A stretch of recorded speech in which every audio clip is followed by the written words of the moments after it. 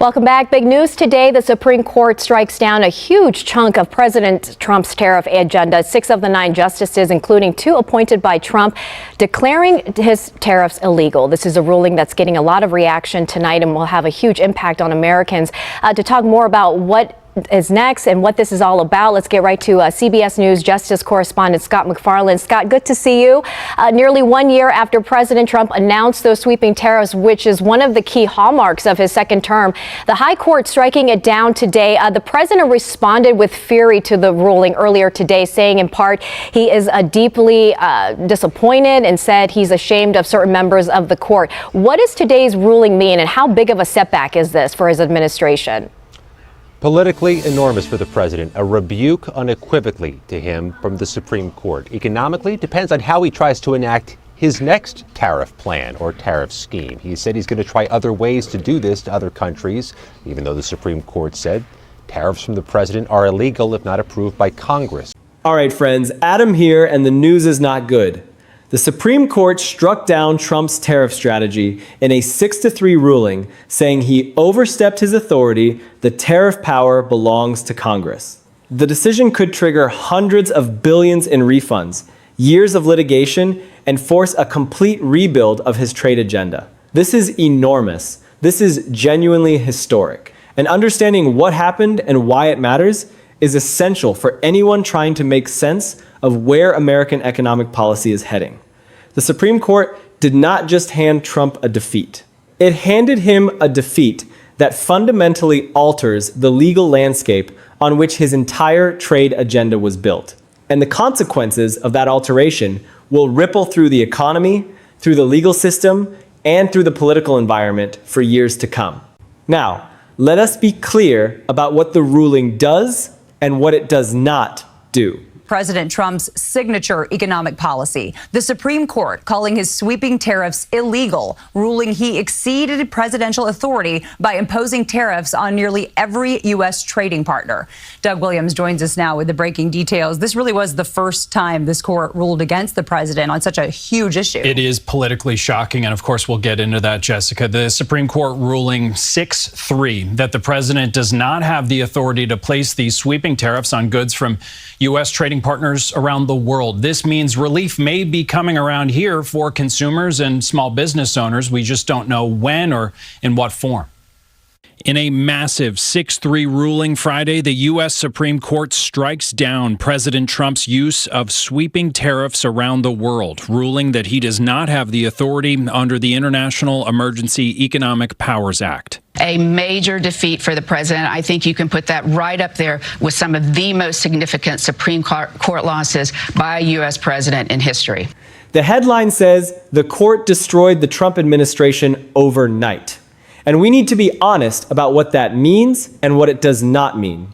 The court did not remove Trump from office. It did not shut down the executive branch. It did not end the administration in any literal sense. Trump remains president. He continues to exercise executive authority across every domain of the federal government. What the court destroyed, and in this case destroyed, is actually not far off as a description, is the legal foundation of his global tariff strategy.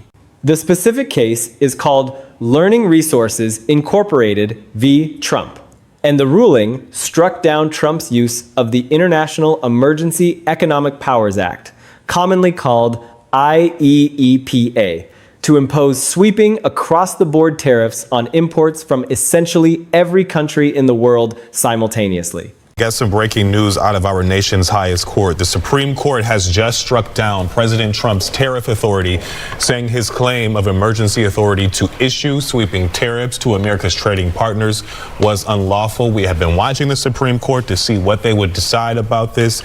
They have struck down the tariffs. Now, what happens next in terms of obviously the price we're paying and what we have paid in tariffs? What happens next with that? We will see. But again, Supreme Court just struck down President Trump's tariff authority, saying his claim of emergency authority was unlawful. The majority found that IEPA does not authorize that kind of broad tariff imposition, that Trump had exceeded his statutory authority, and that the constitutional power to levy taxes, including import duties, belongs to Congress, not to the president acting alone under emergency powers. That is a clean, clear, direct constitutional statement from the Chief Justice of the United States in a 6-3 decision.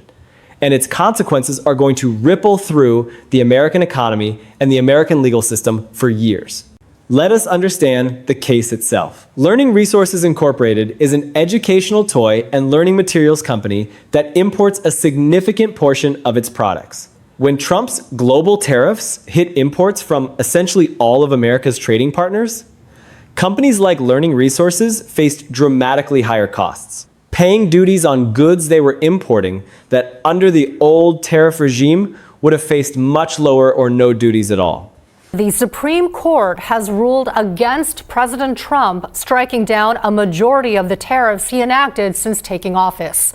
The justices, in a 6-3 ruling, held many import duties on products entering the U.S. were not permitted under the International Emergency Economic Powers Act. This includes the reciprocal tariffs that vary by country, as high as 34% on goods from China. It also strikes down a 25% punitive tariff on some goods from Canada, China, and Mexico over their alleged failure to slow the flow of fentanyl into the U.S. However, the ruling does not affect tariffs on steel and aluminum applied through a different law. According to federal data, the U.S. Treasury has collected more than $133 billion from American importers under the tariffs, with many companies, including Costco, already prepared to go to court to demand refunds before today's ruling.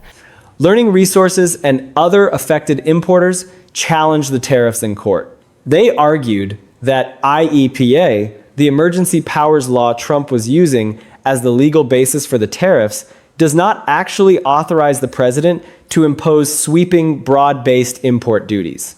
The case worked its way through the federal courts and eventually reached the Supreme Court, and the court agreed with the importers. Chief Justice Roberts, writing for the 6-3 majority, said that the language of IEEPA does not support using it as a vehicle for broad tariff imposition, that the law was designed for more targeted emergency economic interventions, specific sanctions, asset freezes, targeted trade restrictions in genuine emergency situations, not for sweeping reimposition of import duties that effectively restructure American trade policy wholesale. And most significantly, Roberts emphasized that the Constitution specifically gives Congress, not the president, the power to levy import duties. Using emergency powers to circumvent that constitutional allocation of authority is exactly the kind of executive overreach that the court's role is to correct.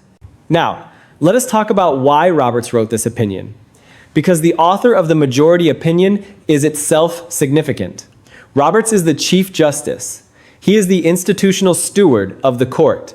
He is famously attentive to the court's institutional legitimacy and to the long-term consequences of its decisions. When Roberts writes an opinion, especially a significant one, it reflects a judgment not just about the specific legal question, but about where the court needs to draw lines to protect its own institutional role and to maintain the constitutional separation of powers. Roberts has written before about the importance of clear congressional authorization for major policy decisions. A doctrine, sometimes called the Major Questions Doctrine, that says when an agency or executive branch actor is claiming authority to make decisions of vast economic and political significance, that authority needs to be clearly authorized by Congress, not implied from ambiguous statutory language. The IEEPA tariff ruling fits squarely into that framework. Sweeping global tariffs affecting essentially all of America's trade relationships, generating potentially hundreds of billions of dollars in revenue, is exactly the kind of vast economic significance that the Major Questions Doctrine says requires clear congressional authorization. And Roberts found that IEPA does not provide that clear authorization, which is why the tariffs had to go. This is not a close case. This is not a matter of interpretation where reasonable minds could differ. This is the Supreme Court saying unequivocally that the president exceeded his authority and that the tariffs imposed under that authority were illegal from the start. Let us talk about the money, because the financial consequences of this ruling are staggering and they are only beginning to be understood. Analysts estimate that the tariffs imposed under the struck-down IEPA authority generated somewhere between $175 and $287 billion in revenue. That is an enormous range, because the precise calculation depends on exactly which tariffs are covered by the ruling, over what time period, and what the applicable legal standards are for recovery. But even the low end of that range, $175 billion, represents a potential refund obligation of historic proportions. When importers paid duties under a tariff that the Supreme Court has now found was never legally authorized, they paid money they were not legally required to pay.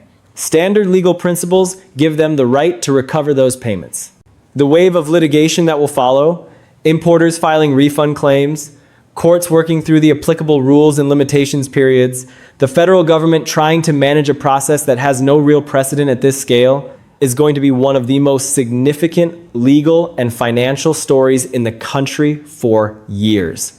The federal government collected that tariff revenue and spent it. Getting it back to the importers who paid it creates a genuine fiscal complication at the same moment when the budget is already under strain from other factors. This is not an abstract legal consequence. It is a very concrete financial reality that is going to show up in court filings and budget discussions and corporate earnings reports across the entire American business landscape. Now let us talk about what tools Trump still has available, because the ruling does not leave him completely without trade policy leverage, but it significantly constrains his options and changes the dynamics of how he can use tariff power going forward. IEPA was the most flexible and most powerful of the emergency trade tools because it had the fewest procedural requirements and the broadest potential scope. It allowed Trump to impose tariffs quickly without going through the notice and comment process required under other statutes, and without the same level of justification that other trade laws require. Stripping that tool away does not strip away all trade authority. Section 232 of the Trade Expansion Act allows tariffs based on national security findings. Section 301 of the Trade Act allows tariffs in response to specific unfair trade practices by specific countries. The general tariff rate system set by Congress remains in place. But all of those alternatives involve more process, more specific justification, more limitations on scope and duration. None of them allows the kind of sweeping across-the-board global tariff imposition that IEPA was being used to support. And that limitation matters for how effectively Trump can use tariff threats as negotiating leverage. Because the credible threat of quick, sweeping global tariff escalation was a significant part of how his trade strategy worked. When trading partners know that the president's ability to impose those tariffs quickly is legally constrained, their calculation about how seriously to take tariff threats changes. And that change in calculation affects the negotiating dynamics around every trade relationship the United States has. Let us also talk about the political fallout for Trump. Because even though the ruling does not end his administration, it creates a significant political problem that is being processed in real time in Washington and in the broader media environment. Trump's trade agenda has been one of the central pillars of his economic nationalism. The argument that he is protecting American workers and American industry from unfair foreign competition by using the power of the presidency to rewrite the terms of American trade. The Supreme Court ruling directly challenges the legal foundation of that agenda. It says the legal basis he was using was never valid, that the authority he claimed was not actually authorized by the statute he was invoking, that the money collected may have to be returned.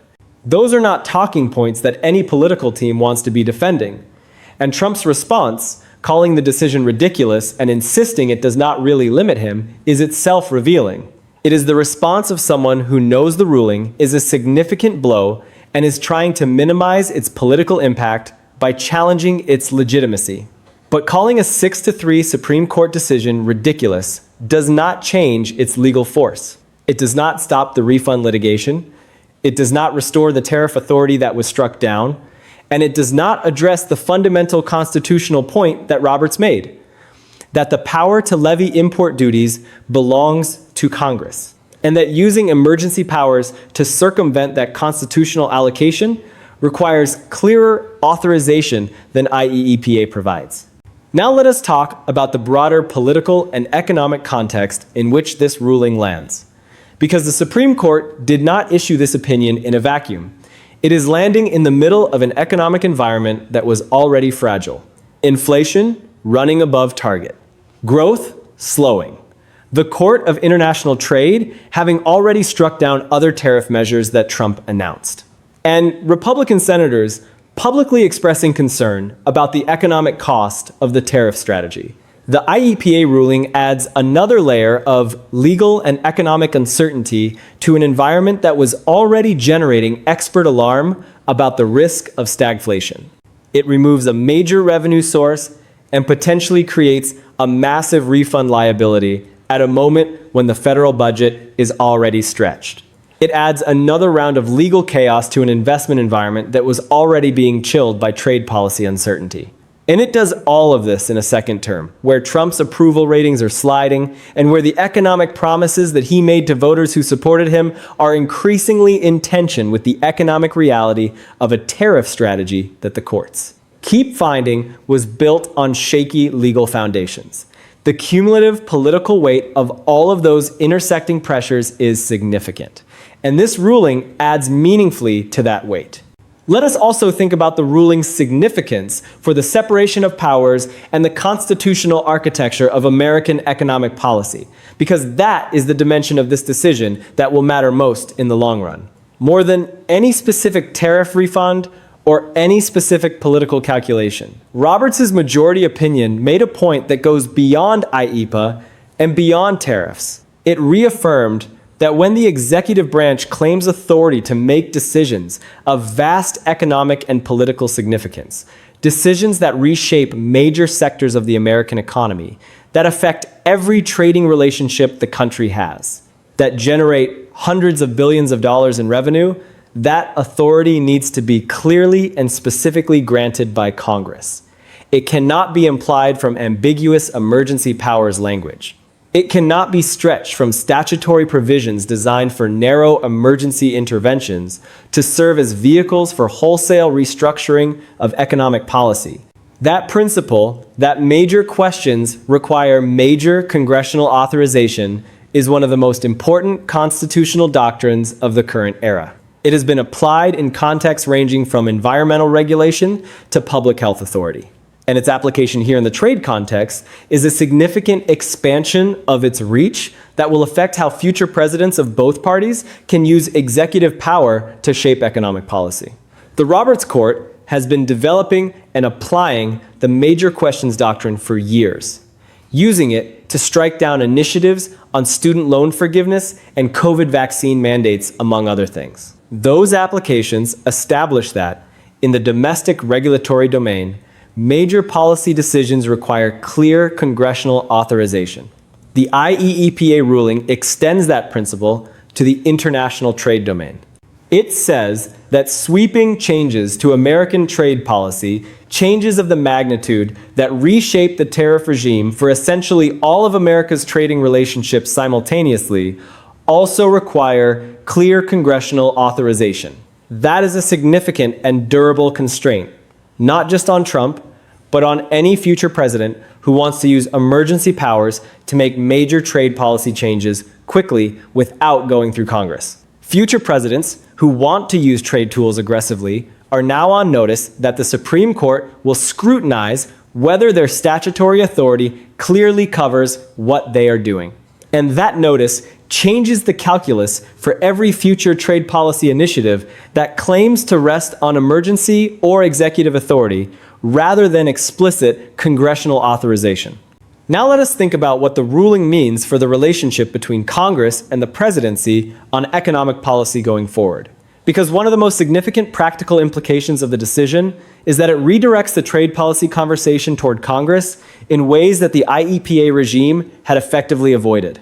When the president can impose sweeping tariffs through emergency powers without congressional authorization, Congress is largely cut out of the trade policy conversation. Its members can express opinions, they can hold hearings, they can write letters. But the president can act without them. The IEPA ruling changes that dynamic. If the most powerful tariff tool has been struck down and the alternatives require more specific justification and more process, the president who wants a durable, legally sound, broad tariff strategy has to go to Congress to get explicit authorization. That means negotiating with legislators who have their own constituents, their own economic interests, and their own views on trade policy. It means the kind of messy, slow, compromise-driven legislative process that executive action was precisely designed to avoid. And it means that Trump, if he wants a broad tariff strategy that is legally bulletproof, has to work with a Congress that has been expressing its own concerns about the economic cost of the tariff approach. That legislative dynamic is going to be one of the most consequential political stories of the second term going forward. And the Supreme Court ruling is what forced it onto the agenda. Let us talk about the potential refund exposure in more detail because the numbers involved are genuinely staggering and they are not being fully appreciated in the initial coverage. $175 to $287 billion in potentially refundable tariff revenue. That is not a number that fits comfortably in any normal budget discussion. It represents a fiscal complication of historic proportions at a moment when the federal government is already managing significant budget pressures. The litigation wave that will follow the ruling, importers filing refund claims, courts working through the applicable rules, the government trying to manage a process that has no real precedent, will consume enormous resources and generate enormous uncertainty for years. Individual businesses that paid significant duties under the struck-down tariffs are already calculating their refund claims. Trade lawyers across the country are working through the legal mechanics of recovery. And the federal government's lawyers are trying to figure out how to manage a refund obligation that may dwarf anything the federal court system has previously been asked to process in a trade context. The financial consequences of this ruling are going to be felt in concrete, practical ways that go far beyond any abstract legal principle. This is not theoretical, this is real. And it is going to affect real businesses, real jobs, and real communities across the country. Now let us think about Trump's remaining trade tools and why they are not sufficient substitutes for what was struck down. Section 232 of the Trade Expansion Act allows tariffs based on national security findings. But that requires the president to make a formal national security determination, which is subject to legal challenge and which has to be justified with actual evidence of national security concerns. Section 301 of the Trade Act allows tariffs in response to specific unfair trade practices by specific countries. But that requires a formal investigation process, findings of unfair practices, and the tariffs are tied to specific countries and specific practices, rather than being global and sweeping. The general tariff rate system set by Congress remains in place, but that system reflects congressional policy choices and cannot be unilaterally rewritten by the president. None of these alternatives allows the kind of sweeping across the board global tariff imposition that IEPA was being used to support. And that means the credible threat of fast, broad, escalating tariff pressure, which was one of Trump's primary trade negotiating tools, is no longer available in the form it was being used. Trading partners who are recalculating their negotiating positions in light of the ruling are doing so based on a realistic assessment that the tariff threat they were facing is now legally constrained in ways it was not before. That recalculation changes the dynamics of every ongoing trade negotiation that was being conducted against the backdrop of potential IEPA tariff escalation. The ruling signals that even this court has limits on executive power. And that is a constitutionally important message. The immunity ruling in Trump versus United States was a significant expansion of presidential protection from criminal prosecution. It was a 6-3 decision that gave presidents broad shelter from criminal liability for official acts. The IEPA tariff ruling is also 6-3, but in the opposite direction on executive power in the economic domain. Together, the two rulings give you a picture of where this court draws lines. It expanded presidential immunity from criminal prosecution because it concluded that the threat of criminal prosecution could improperly constrain presidents in the exercise of their official functions. But it struck down the use of emergency economic powers for broad tariff imposition because it concluded that the constitutional allocation of taxing and tariff authority to Congress cannot be circumvented by stretching emergency powers beyond their authorized scope. Those two principles are not contradictory. They reflect a coherent constitutional vision of presidential authority, strong and protected in the core political and security domains of the presidency, but constrained by the constitutional allocation of specific powers, like taxation, to the legislative branch. Understanding that vision helps you understand how future cases involving Trump's agenda are likely to be decided. And it tells you that while this court is not hostile to broad presidential power across the board, it is willing to draw hard lines when presidents try to use emergency statutes to take over functions that the Constitution specifically reserves to Congress. That is an important and consequential institutional message, and it will shape the exercise of presidential economic power for decades to come. And here's the dimension of this ruling that I think is most underappreciated in the initial coverage. The decision in Learning Resources v. Trump is not just about tariffs, and it is not just about Trump. It is about the major questions doctrine applied to the economic domain in a way that will have lasting implications for how every future president, Democratic or Republican, can use executive power to shape economic policy. The Roberts Court has been developing and applying the major questions doctrine for years, using it to strike down Biden administration initiatives on student loan forgiveness and COVID vaccine mandates, among other things. Those applications establish that, in the domestic regulatory domain, major policy decisions require clear congressional authorization. The IEPA ruling extends that principle to the international trade domain. It says that sweeping changes to American trade policy, changes of the magnitude that reshape the tariff regime for essentially all of America's trading relationships simultaneously, also require clear congressional authorization. That is a significant and durable constraint, not just on Trump, but on any future president who wants to use emergency powers to make major trade policy changes quickly without going through Congress. Future presidents who want to use trade tools aggressively are now on notice that the Supreme Court will scrutinize whether their statutory authority clearly covers what they are doing. And that notice changes the calculus for every future trade policy initiative that claims to rest on emergency or executive authority rather than explicit congressional authorization. Now let us think about the fiscal implications of the ruling, because they extend beyond just the refund exposure. The federal government collected that tariff revenue and spent it. Getting it back to the importers who paid it creates a genuine fiscal complication at the same moment when the budget is already under strain from other factors. This is not an abstract legal consequence. It is a very concrete financial reality that is going to show up in court filings and budget discussions and corporate earnings reports across the entire American business landscape.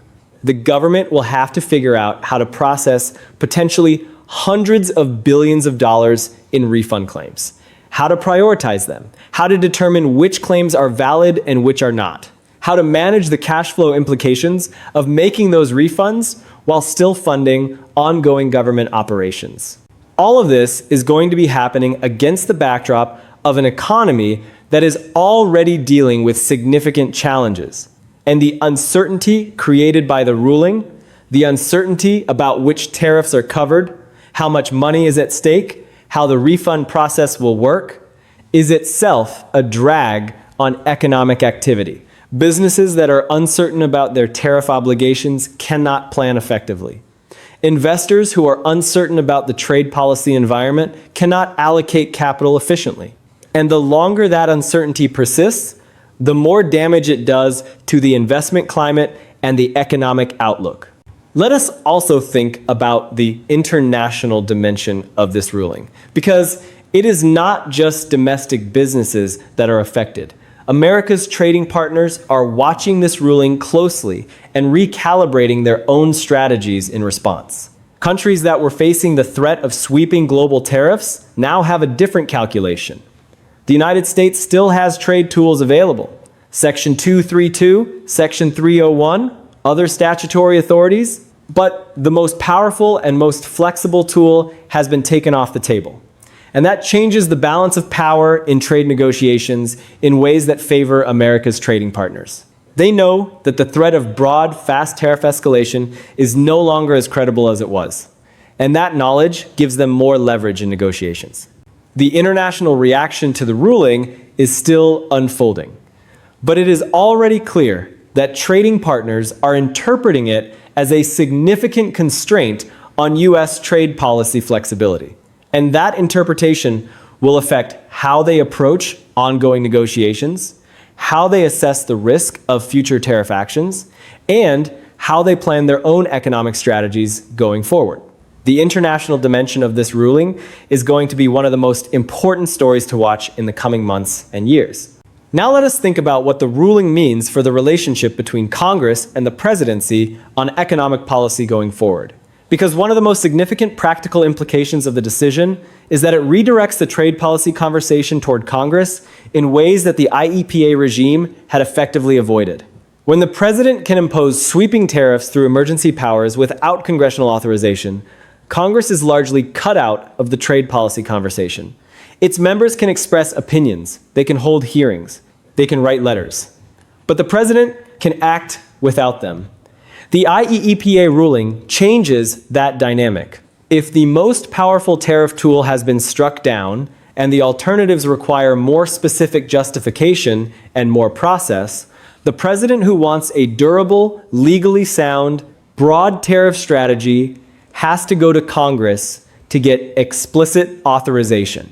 The Supreme Court ruling forces Trump to negotiate with Congress on tariffs, a slow, messy legislative process he sought to bypass, and channels the founders' concern that the power to tax must be accountable to democratic deliberation.